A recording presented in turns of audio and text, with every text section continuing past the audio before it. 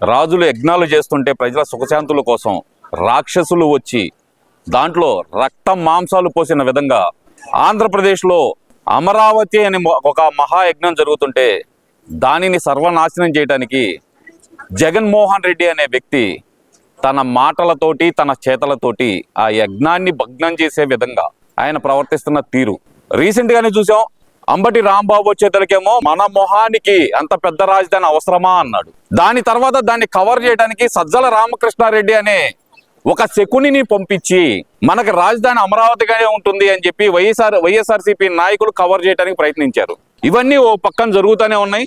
మరో పక్కన second phase land pooling అనేది జరుగుతుంది. అలాగే చూస్తే గనక ఏ రాష్ట్రానికి లేని విధంగా ఆంధ్రప్రదేశ్లో ఉన్న రాజధాని అమరావతికి చట్టబద్ధత కేంద్రం కల్పించే విధంగా రాష్ట్ర ప్రభుత్వం చర్యలు తీసుకుంటే ఒక గెజెట్ నోటిఫికేషన్ తీసుకొచ్చే పనిలో ఉంటే దాని మీద కూడా అనుమానాలు రేకెత్తించే విధంగా జగన్మోహన్ రెడ్డి ప్రవర్తిస్తున్న తీరు చూస్తుంటే గనక మనిషి అన్న వాడికి ఎవరికైనా సరే కోపం కట్టలు దించుకుంటుంది. ఇవన్నీ ఒక ఎత్తు అయితే గనక మా జగన్మోహన్ రెడ్డి ఇంగ్లీష్ లో బాగా దిట్టా అని చెప్పి వైఎస్ఆర్సీపీ నాయకులు ప్రకటించుకుంటా ఉంటారు. ఓకే సరే అని చెప్పి ఆయన ఏమనుకున్నాడు, నిన్న నేషనల్ మీడియాని పిలిచి దాని ముందల తన ఇంగ్లీష్ పాండిత్యాన్ని బయట పెట్టుకుంటూ కొన్ని అవాకులు చవాకులు అయితే పేలాడు. అవాకులు చవాకులు వింటూ అయితే విశ్లేషణ అయితే చేద్దామండి. మనం జగన్మోహన్ రెడ్డి నుంచి వచ్చిన మొదటి ఆణిముత్యం విందాం ఇక్కడ. First of all, there is no word as such as capital. One needs to understand the constitution itself. Where the government sits, it is capital.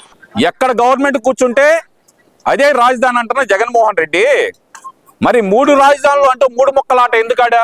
ఆ మొదనష్టపు ఆట నువ్వు ఎందుకు ఆడావు? అసలు రాజ్యాంగంలో కాన్స్టిట్యూషన్ లో రాజధాని అనే పదమే లేనప్పుడు నువ్వు 3 ముక్కల ఆడటానికి నువ్వెవరవయ్యా? అసలుకి నీకేం సంబంధం? 3 ముక్కల ఆట ఆడటానికి నువ్వెవరు? అసలు రాజ్యాంగంలో రాజధాని అనే పదం లేనప్పుడు నువ్వెవడవే 3 రాజధానులు పెట్టడానికి? నీకేం సంబంధం? దీనికి సమాధానం చెబుతావా? సమాధానం చెప్పలేవు. నీకేంటంటే గనక ఒక బాజా భజంత్రి కావాలి. నువ్వు నిన్న రాయలసీమ లిఫ్ట్ ఇరిగేషన్ గురించి మాట్లాడితే కనుక నువ్వు చేసిన అన్ని తప్పుడు ఆరోపణలు అని చెప్పి డైరెక్ట్ హరీష్ రావు గారే ఖండించారు. హరీష్ రావు గారి గురించి నువ్వు మాట్లాడే దమ్ము ధైర్యం లేదు. ఎందుకంటే గనక తెలంగాణలో ఉన్న నీ ఆస్తులన్నీ వాళ్ళు తీసుకుంటారేమోనని చెప్పి ఒక భయంతో ఉన్నావు నువ్వు. ఇదంతా ఒక ఎత్తు. దీని తర్వాత మాట్లాడుతున్నారండి, వినండి ఒకసారి. The most important thing what one should be understand, what one should be aware of it. Although you are the chief minister, you sit in a particular place. The entire ministers of yours would also come and join you there.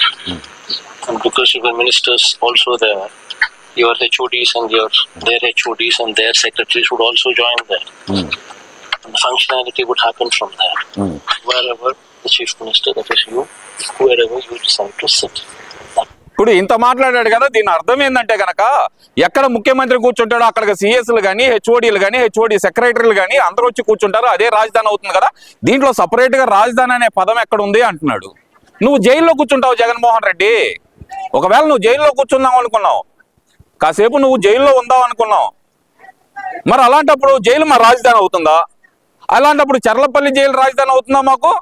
లేదంటే కనుక Chanchalguda jail రాజధాని అవుతుందా? ఇవన్నీ కాదనుకుంటే Rajahmundry jail రాజధాని అవుతుందా మాకు? ఇవన్నీ కాదనుకుందాం. నువ్వు చేసిన తప్పులకి తీహార్ జైల్లో వేశారనుకుందాం కాసేపు. తీహార్ జైలు ఆంధ్రప్రదేశ్కి రాజధాని అవుతుందా? చెప్పు, సమాధానం చెప్పు. నువ్వు ఎక్కడ కూర్చుంటే అక్కడ రాజధాని అన్నావు.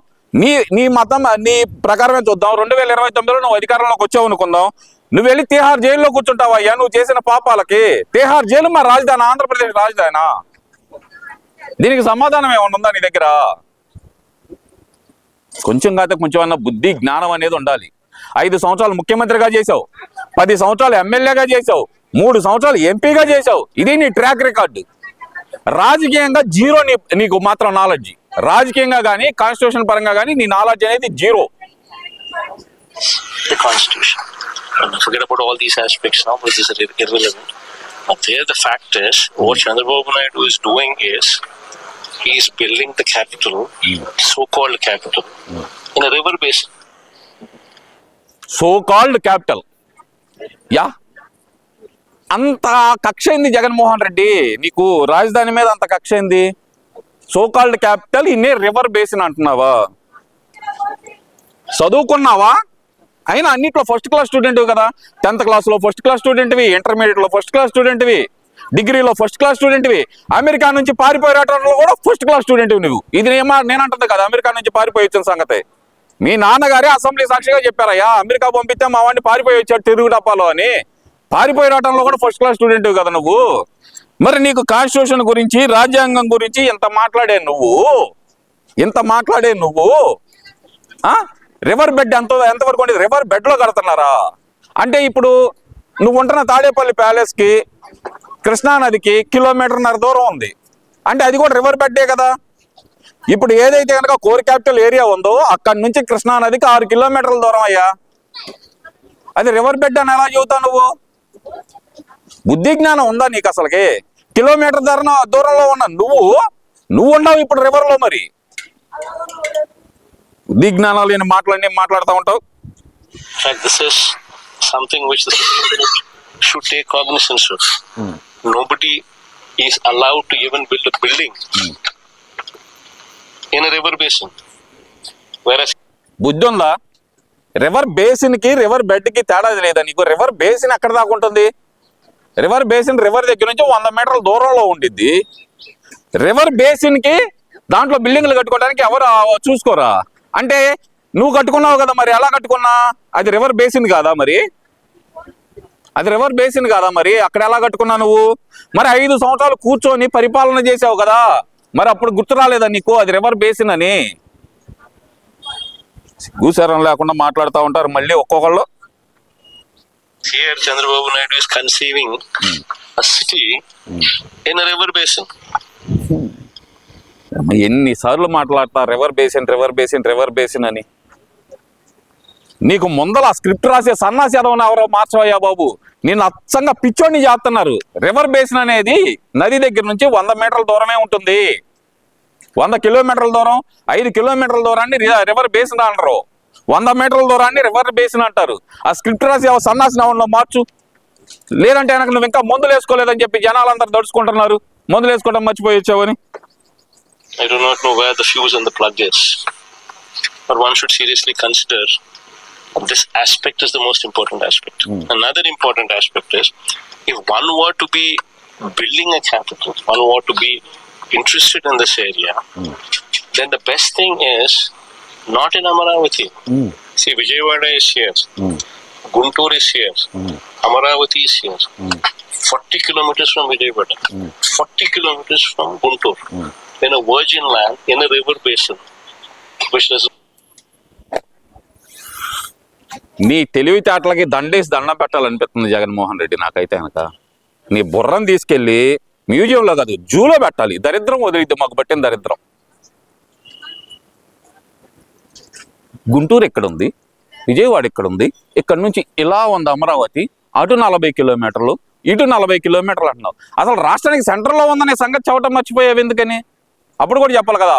వైజాగ్కి 400 కిలోమీటర్లు, కర్నూలుకి 400 కిలోమీటర్లు, కరెక్ట్గా సెంటర్లో ఉంది రాజధాని అనే మాట చెప్పడం మర్చిపోయావు కదా. ఇక వర్జిన్ ల్యాండ్ అంటున్నావు. అసలు నీకు వర్జిన్ ల్యాండ్కి అర్థం తెలుసా నీకు జగన్మోహన్ రెడ్డి? నాకు తెలియక అడుగుతున్నాలే, నీకు తెలుసా వర్జిన్ ల్యాండ్ అంటే అర్థం తెలుసా నీకు? వర్జిన్ ల్యాండ్ అంటే కనుక అక్కడ పంటలు కానీ, బిల్డింగ్లు కానీ, లేదంటే మనిషి అంతవరకు ఎల్లని ప్రదేశాన్ని వర్జిన్ ల్యాండ్స్ అంటారు.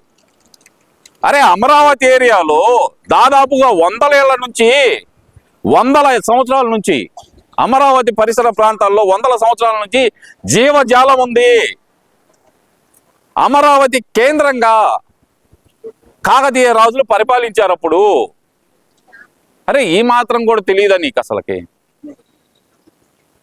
వర్జిన్ ల్యాండ్ అంటే కాలు పెట్టిన ప్రదేశాన్ని, మనిషి కాలు పెట్టిన ప్రదేశాన్ని వర్జిన్ ల్యాండ్ అంటారు. బిల్డింగ్లు లేవా? నీ బిల్డింగ్ ఎక్కడుంది? నువ్వు కూడా వెళ్ళి వర్జిన్ ల్యాండ్ లో కట్టుకున్నావా? అమరావతి సచివాలయం ఎక్కడుంది? సెక్రటేరియట్ ఎక్కడుంది? హైకోర్టు ఎక్కడుంది? IAS, IPS, MLA, MLC, minister quarters ఇవన్నీ ఎక్కడున్నాయి?